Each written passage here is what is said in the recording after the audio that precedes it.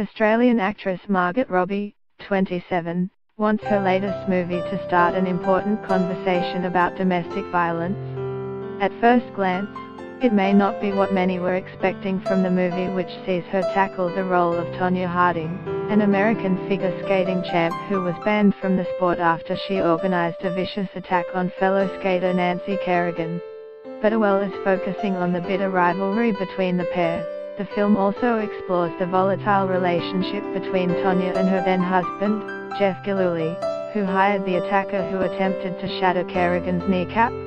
In one particular scene, Jeff, played by Avengers star Sebastian Stan, punches Tonya in the face. It's one of the few times Robbie's character doesn't break the fourth wall to assure the audience she's okay.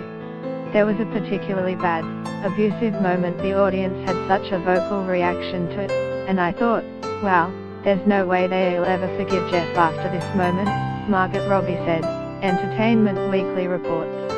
But only a few minutes later he has a sweet moment with Tonya, and the whole audience went, oh, like they thought he was the sweetest guy ever. And I thought, my god, you guys forgave him so quickly. Breaking the fourth wall, when a character in a movie addresses the audience directly, was a storytelling device deliberating used by director Craig Gillespie to show how disconnected and desensitized Tonya was to the repeated abuse.